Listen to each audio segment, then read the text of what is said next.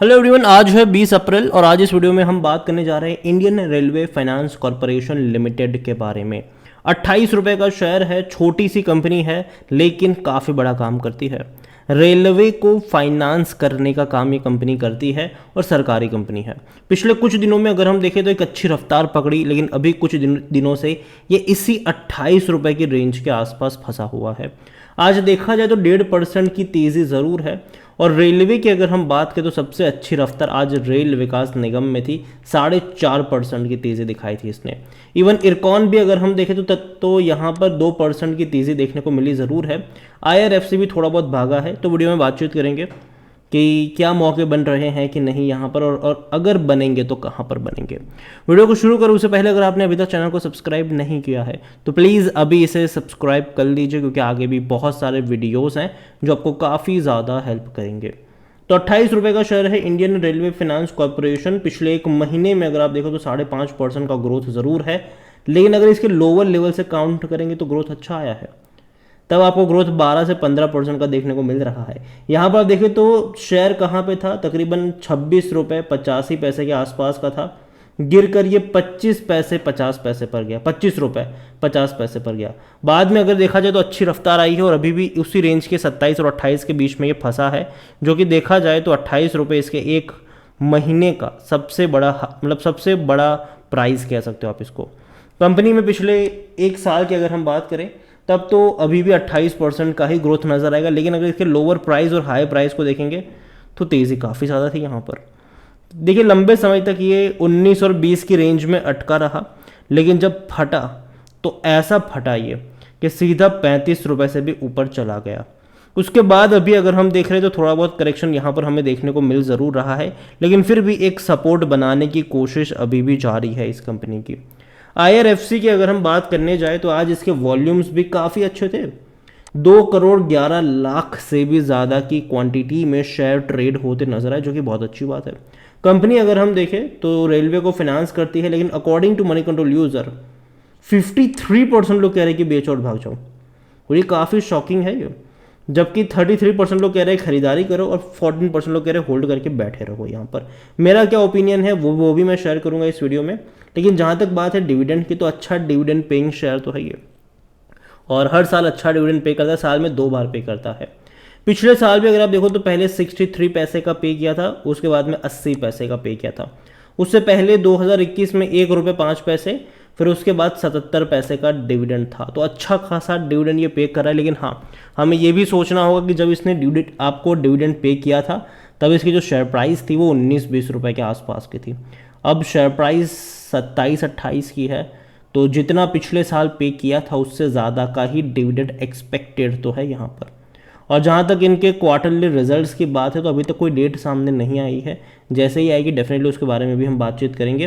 Company के revenue बढ़ रहे हैं, कंपनी के प्रॉफिट्स भी बढ़ रहे हैं, और देखो जो सरकारी कंपनी पैसा छाप रही है, कमा रही है, वो आपको बड़ा डिविडेंड भी पे करती नजर आएगी, क्योंकि ज़्यादातर पैसा जाता है सरकार के पास, क्योंकि सरकार यहाँ पर प्रमोटर है और बहुत बड़ी क्वांटिटी उन्हीं को मिलती है, सरकारी तिजोरी भरी जाती है यहाँ पर। और आप देखिए कि तेज़ी है, अच्छा प्रॉफिट कमा रहा है, अच्छा रेवेन्यू है, लेकिन एक बड़ा सवाल ये है कि आगे ये ग्रोथ मेंटेन रहेगा कि नहीं। अगर मैं क्वार्टरली बात करूं तो मुझे लग रहा है कि हाँ, थोड़ा बहुत मेंटेन रहेगा ये, क्योंकि अगर हम देखें तो धीरे धीरे बढ़ता ही नज़र आया है। सेम चीज़ प्रॉफिट को लेकर भी अगर हम देखें तो हालांकि लास्ट क्वार्टर में थोड़ा सा कम प्रॉफिट हुआ था, तो एक्सपेक्टेशन अभी ज़्यादा है मार्च क्वार्टर से कि एटलीस्ट इनका जो प्रॉफिट है वो 1750 या फिर 1800 करोड़ से ज़्यादा का ही देखने को मिलना चाहिए। और अगर ऐसा होगा तो अच्छी बात होगी कंपनी के लिए।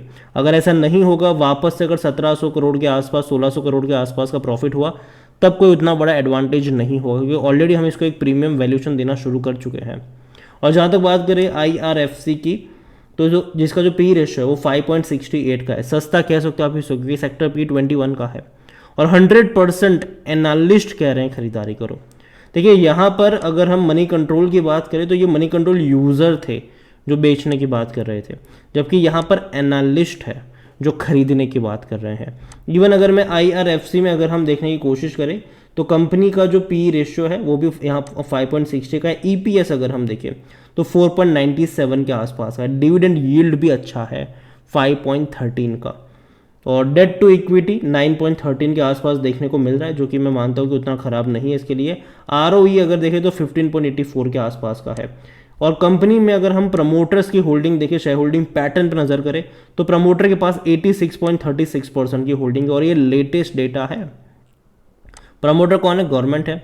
सरकार ने ना कुछ बेचा ना कुछ खरीदा, लेकिन मुझे लगता है कि इस साल सरकार अपनी होल्डिंग को कम करते नजर आएंगे, क्योंकि IRFC की अगर हम बात करें तो कंपनी का जो IPO था वो 2021 जनवरी में आया था, ठीक है, और तब से लेकर अब तक अगर हम देखें तो 2 साल से ज़्यादा हो चुके हैं। और 3 साल का टाइम पीरियड होता है किसी भी कंपनी के पास लिस्टिंग के बाद का, और उनको इन 3 सालों के अंदर अपनी जो शेयर होल्डिंग है उसको 75 पर लेके जाना होता है। तो बहुत जल्दी चांसेस है कि यहाँ पर जो 86% की होल्डिंग है वो 75% पर जाती नजर आएगी, लेकिन उससे पहले शेयर प्राइस में रफ्तार आपको देखने को मिल सकती है। क्योंकि देखो सरकार भी ना, किसी भी कंपनी में जब भी OFS आता है तो एक चीज़ याद रखना हमेशा, OFS जब अनाउंस होता है उससे पहले एक बड़ी रफ्तार देखने को मिलती है, और उसी रफ्तार का फ़ायदा उठाया जाता है अपने शेयर्स को बेचने के लिए। तो अभी जो शेयर 28 पे ट्रेड कर रहा है, OFS जब आएगा, जब OFS अनाउंस होगा, जो कि अनाउंस तो होना ही है, ठीक, करना ही है इनको OFS अनाउंस, तो तब तक शायद शेयर प्राइस जो है वो 28 नहीं, शायद आपको 32, 33, 34, 35 पे भी नज़र आ सकता है। तो कहीं ना कहीं ये चीज़ होगी ज़रूर कि OFS से पहले शेयर में आपको तेज़ी देखने को मिल जाएगी। नतीजे चाहे कैसे भी आए, ऊपर नीचे आए, अगर मान लो कि इस क्वार्टर में अच्छे रिजल्ट्स आते हैं, शेयर में तेज़ी आती है, तो OFS लेकर आ जाएंगे। अगर अच्छे रिजल्ट्स नहीं आते हैं, शेयर में थोड़ी सी गिरावट आती है, फिर लंबे समय तक उसी रेंज के आसपास भटकता रहता है, फिर अगले क्वार्टर में अच्छे रिजल्ट्स आ गए, तब OFS आ सकता है। तो ये चीज़ होती रहेगी यहाँ पर। अगर मैं शेयर होल्डिंग की बात करूँ तो म्यूचुअल फंड ने बेचा है, 1.76% की होल्डिंग घट के 1.37 पर आ चुकी है।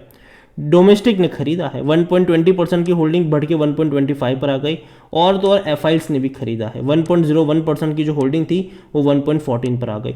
मतलब सिर्फ म्यूचुअल फंड ने बेचा है, प्रमोटर जहां थे वहीं पर है, डोमेस्टिक और एफआईल्स ने खरीदारी करी है, रिटेल और अदर ने थोड़ी सी खरीदारी करी। 9.67% की होल्डिंग 9.87 पर आ चुकी है यहाँ पर, और ये लेटेस्ट। और देखो उतना बड़ा चेंजेस नहीं है, क्योंकि देखो ज़्यादातर क्वांटिटी अभी प्रमोटर के पास ही है, तो ज़्यादातर चेंजेस देखने को नहीं मिलते हैं। जब प्रमोटर अपनी क्वांटिटी को कम करेंगे तब हो सकता है कि चीज़ें आपको बदलती हुई नज़र आ जाए।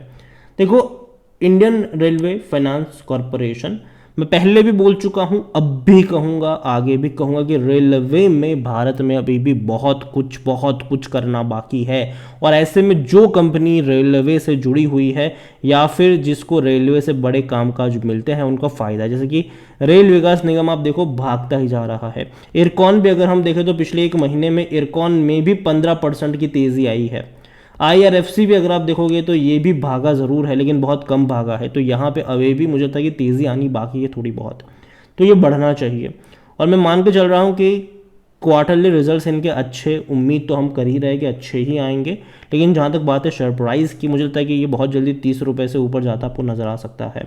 तो खरीदारी करी है तो बने रहिए। और जहाँ तक बात है कंपनी के भैया आने वाले दौर में प्रमोटर्स की होल्डिंग को लेकर, तो मुझे लगता है कि बहुत जल्दी OFS आ सकता है, लेकिन OFS तभी आएगा जब शेयर प्राइस में तेज़ी आएगी। तो OFS तो आना ही है, तो शेयर प्राइस में तेज़ी के भी चांसेस थोड़े से ज़्यादा बन जाते हैं यहाँ पर। तो यही कहूँगा, खरीदारी करिए, बने रहिए, ठीक है, और लॉन्ग टर्म के लिए बने रहिए। यहाँ पर देखो शॉर्ट टर्म में हो सकता है कि अभी भी ये इसी रेंज में भटकता रहे अगर रिजल्ट अच्छे नहीं आए या फिर एवरेज आए तो, लेकिन लॉन्ग टर्म में पोटेंशियल ज़रूर है कि ये भागेगा ज़रूर, ऊपर की तरफ जरूर ज़्यादा नजर आएगा। जब भी गिरावट आएगी खरीदारी के मौके, और तब तक आप अच्छा डिविडेंड एंजॉय करते रहिए, बस यही कहूँगा आपसे। वीडियो को यहीं पे एंड करूँगा। उससे पहले इरकॉन 62 15% की तेज़ी 1 महीने में, RVNL पिछले 1 महीने में ये भी 21% तक भाग चुका है। और अगर आप चाहते हैं कि मैं इनके ऊपर एक डिटेल वीडियो बनाऊं, तो जिस किसी के ऊपर आप वीडियो चाहते हो उसका नाम कमेंट में लिखिए, जिसके सबसे ज़्यादा कमेंट आएगा अगला वीडियो उसी के ऊपर होगा। वीडियो को यहीं पे एंड करूँगा। पसंद आया हो तो लाइक करो, शेयर करें। चैनल पर अगर पहली बार आए तो प्लीज़ सब्सक्राइब करें। और Indian railway finance corporation limited के बारे में आप क्या सोचते हैं वो भी आप मुझे कमेंट में लिख कर बता सकते हैं। Thank you.